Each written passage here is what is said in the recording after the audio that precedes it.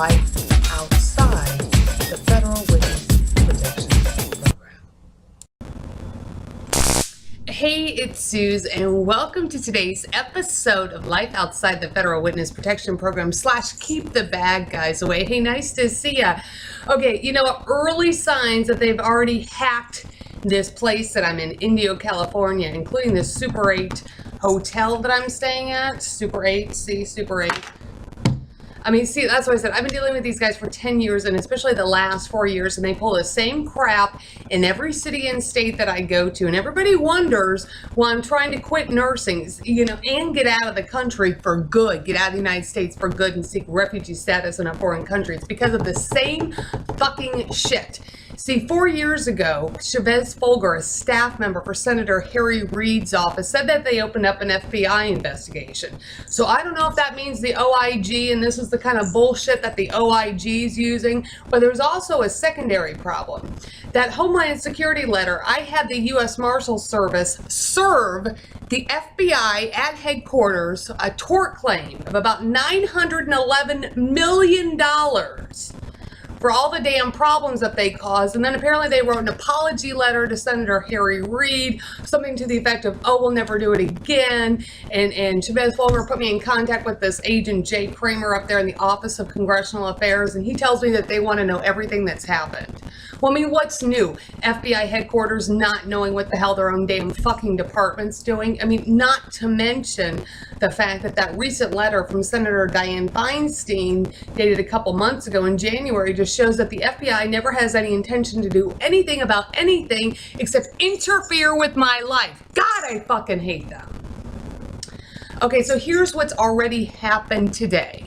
Okay, so, you know, I got some outstanding bank fraud issues that have not been resolved, and especially you know, the marshals, they've helped on some of these things in Oregon and in Maine.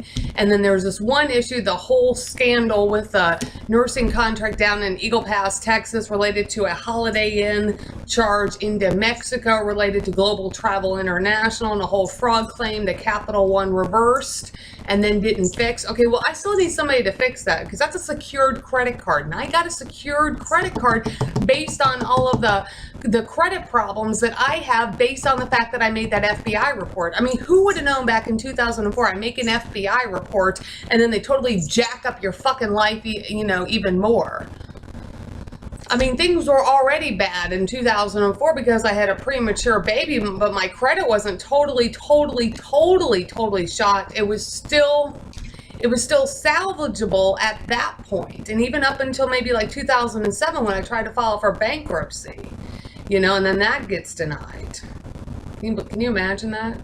Filing for bankruptcy and your right to file bankruptcy gets denied. Okay, so anyway, get this secure credit card from Capital One.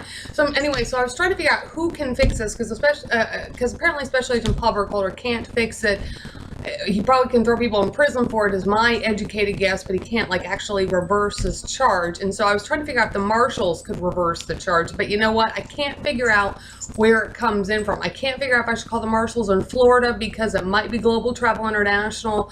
I don't know if it's Capital One Bank. I'm not sure which district of the U.S. Marshals Service to call.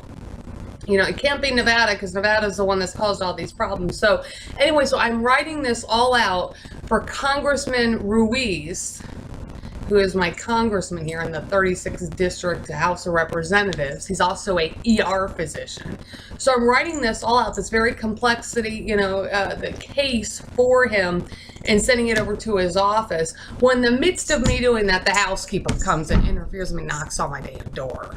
Okay, that's not a freaking damn coincidence. That shit happens all the time. I'm in the middle of fucking doing something important, that, especially something that would get the FBI in trouble, and all of a sudden my life gets interfered with.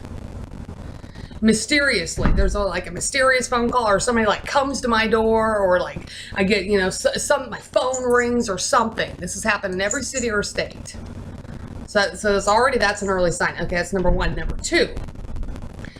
Okay, so I was posting this stuff on this. I saw a post about a nurse getting assaulted at work that was pretty bad, and about like this guy apparently had threatened her family and was, you know, doing a lot of horrible things, like really like physical assaults, like in the emergency room. So there's this post that I was responding to, and I'm saying, you know, that this chick, she should think about quitting nursing or work very, very per diem, because this whole thing's just not worth it.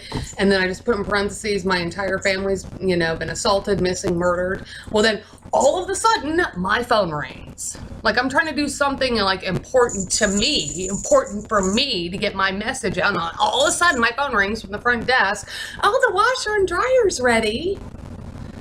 Jeez, like that's a coincidence. You're interrupting me on something important, getting my message out, and my phone rings.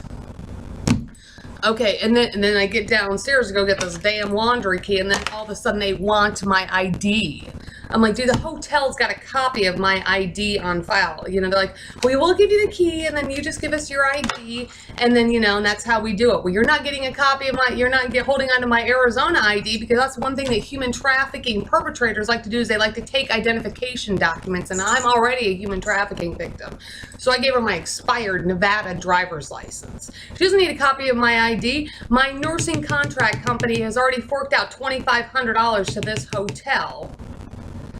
Okay, and my Arizona ID is on file. I showed that to them yesterday, so they don't need to hold on to my ID, because then I know what'll happen next, and it'll get lost, or I won't be able to get it back, or something else will happen with my like Arizona ID. I mean, I have my U.S. passport book, but that's not the point. I never let anybody hold on to my ID, so I just gave her my expired Nevada driver's license that I still have.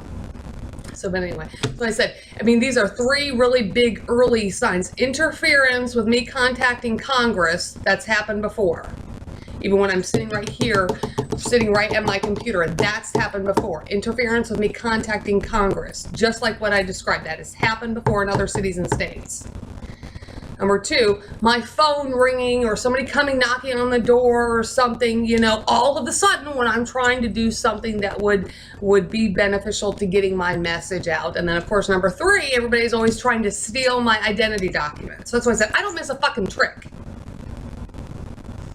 This has all happened within a few hours today. So you know what? I mean, there's a very good chance I won't be staying here very long. So anyway, but that's today's episode of Life Outside the Federal Witness Protection Program. Keep the bad guys away. Keep your stun gun handy. There's real terrorists and criminals out there, the ones that the FBI knows about and intentionally does nothing about, along with negligence from the U.S. Department of Justice. And everybody wonders why I have contacted the International Criminal Court and the authorities in foreign countries so many times. It's because of the bullshit, this kind of bullshit of America. So anyway, keep your stun gun handy. I'll see you next time.